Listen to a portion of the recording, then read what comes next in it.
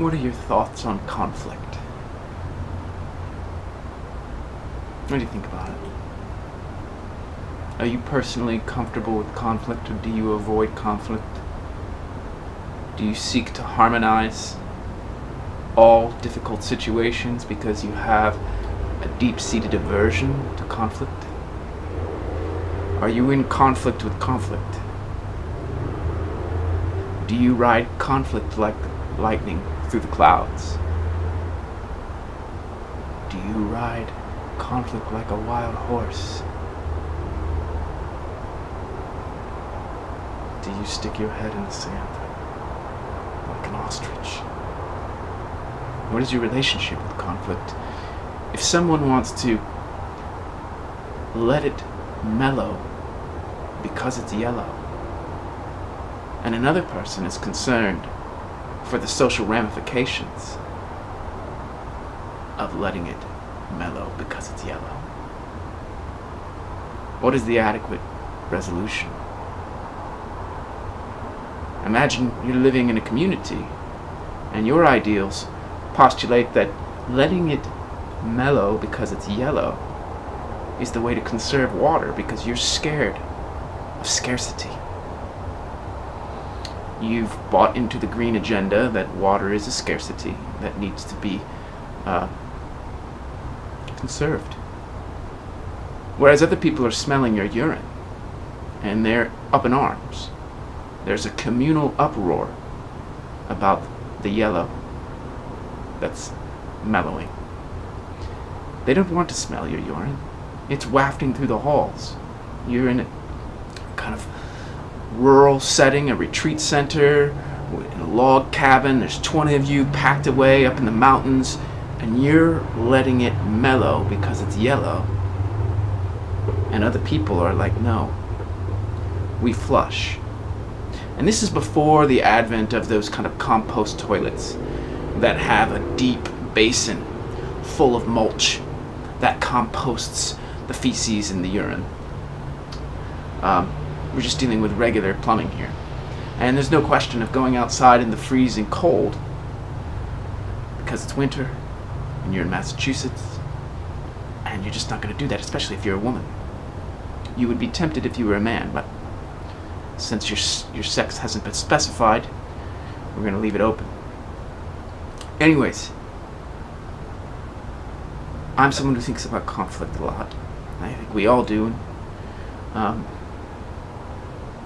I took a walk to figure out what's the solution to the conflict of letting it mellow because it's yellow and flushing it but wasting water, and in so doing preserving the social harmony.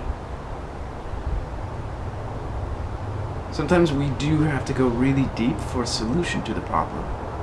And like I said, I took a walk and I was dealing with all the kind of reverberations of conflict and toxic fallout in my body-mind from various incidents throughout the day.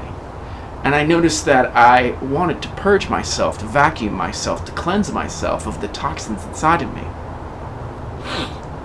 So I evacuated my mind and walked as emptiness, capital E emptiness. But I noticed that there was still a subtle veil, a separation between me and my immediate natural surroundings. I didn't feel the sense of communion that I normally feel. It's because I had a conflict with conflict. Conflict itself was being alienated. I wasn't comfortable with conflict. I had no harmony with conflict. My obsession with harmony comes with the exclusion of conflict. So I had no harmony with conflict, only harmony without conflict. I had a conflict with conflict. And therefore there's a veil of separation between me and my immediate surroundings. And when I sunk into the toxicity that resided in my body-mind and had no conflict with the conflict inside of me, then I started to feel much more real.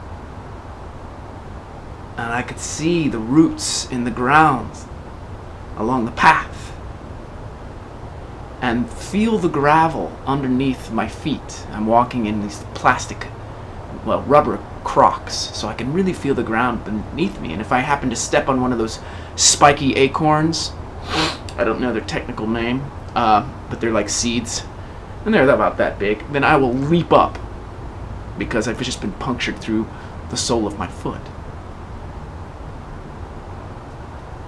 And I was more receptive to the benches along the path, the little statues, the rosy-fingered sunset,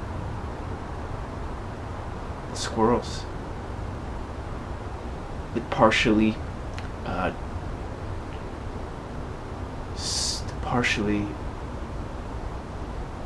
moldy but rain-soaked, drenched wooden section of the sidewalk. A particular rock near a little pond, a water fountain, the artificial lighting.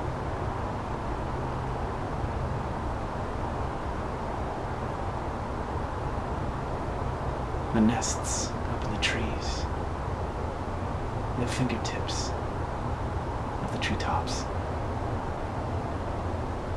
I was fed, and I was feeding. What is the answer to if it's yellow, let it mellow, or preserving social harmony and flushing it down?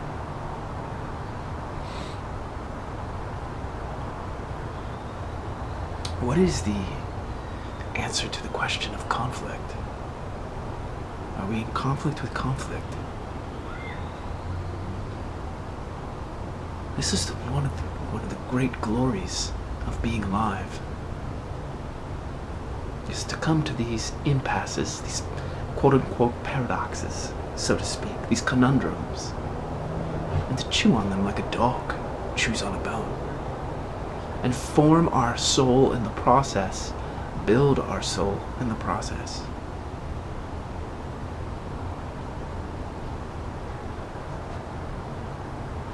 To what extent do we become very rigid when we are averse to conflict?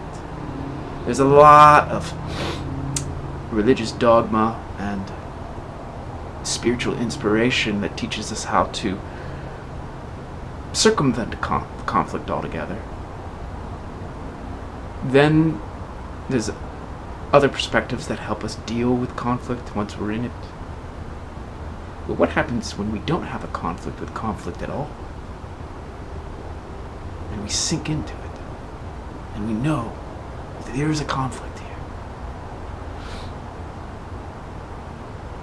In what respect are we denatured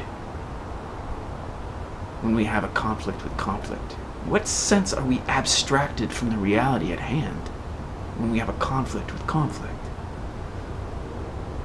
You know, something arises, I want to act. I feel an impulse, but it would lead to conflict. So I clamp myself down, and I have a conflict with that impulse of conflict. There's an impulse of conflict to strike out, to lash out, into verbally. Saying, not physically. I do draw the line. But sometimes, when we want to lash out verbally, and we clamp down, and we avoid the conflict, and we internalize that impulse and keep it in a cage, what happens to us?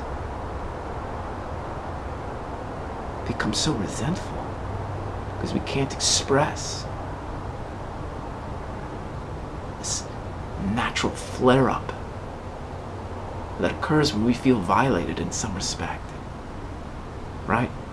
When someone violates a psycho-spiritual boundary inside of us, we feel the desire to lash out. But then when we clamp down on that and have conflict with it, we're having conflict with the conflict that would arise if we expressed ourselves naturally. And in that respect, we're being denatured. Right?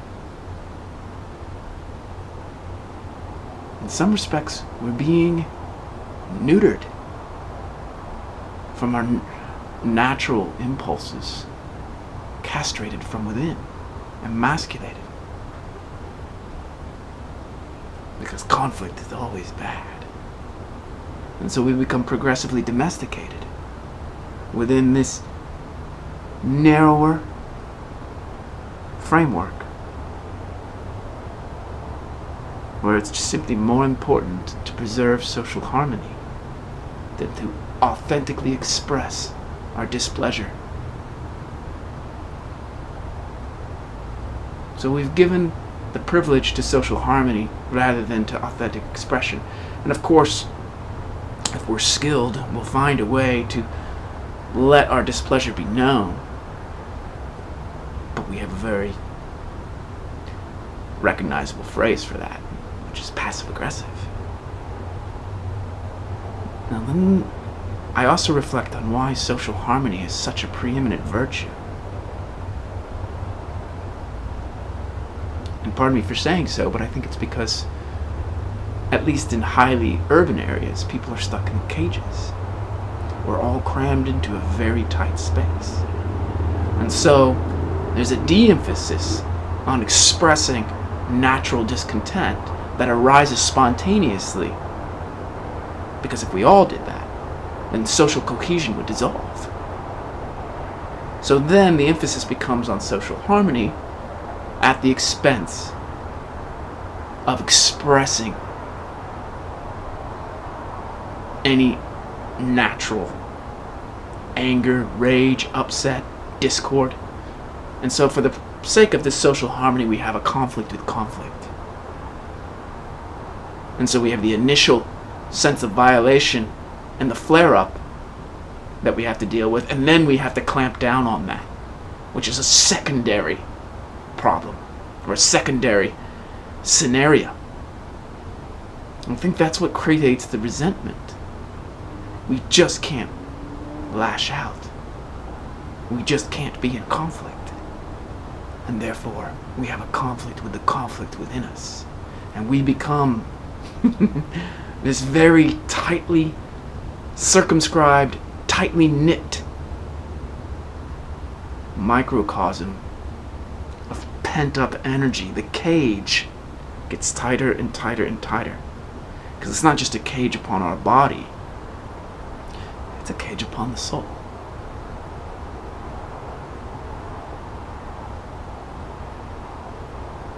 It is a very revealing question. What would happen if we all became so much more comfortable with the conflict within us? I'm not comfortable with the conflict of using military technology to subjugate and destroy peoples. That's not what I'm talking about. I'm talking about interpersonal conflict on a daily basis, where we authentically express our displeasure, our discord, when we feel mistreated, when we feel violated.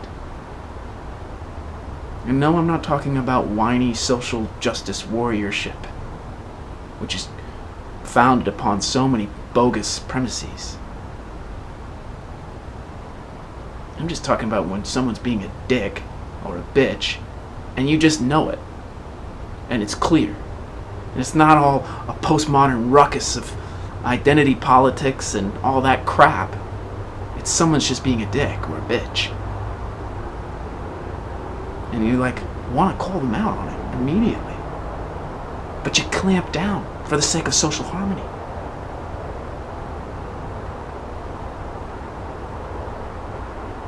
So what do you do? If it's yellow, do you let it mellow? Or do you flush it down to preserve social harmony? Well, I think the answer is that both people need to come to the table authentically. Sit down at a table as if it were a great meeting and say, you know what? I believe that if it's yellow, we should let it mellow. Because I think we need to conserve water. And the other person says, well, I respect that, but I think, for the sake of social harmony, we shouldn't have the stench of your urine wafting down the halls. Because there are 20 of us here. And quite frankly, I don't even believe that water is a scarce resource. I think that's a propaganda campaign. And so these two people really sit there, and they authentically sit within their conflict. And they don't have a conflict with conflict. They don't have a conflict with the conflict within them, and therefore they don't have a conflict with the conflict between them. They know they have opposing views, and that's perfectly fine. That's what a discussion is for. The exchange of perspectives. So synthetically, dialectically, they can arrive at a deeper resolution that satisfies them both, or if it doesn't satisfy them both, at least they feel satisfied in that they honestly addressed the problem. And to be truthful, sometimes when it's yellow and I let it mellow, and I let it mellow for far too long, it starts to stink up the bathroom. And for the sake of my own harmony, I have to flush it down.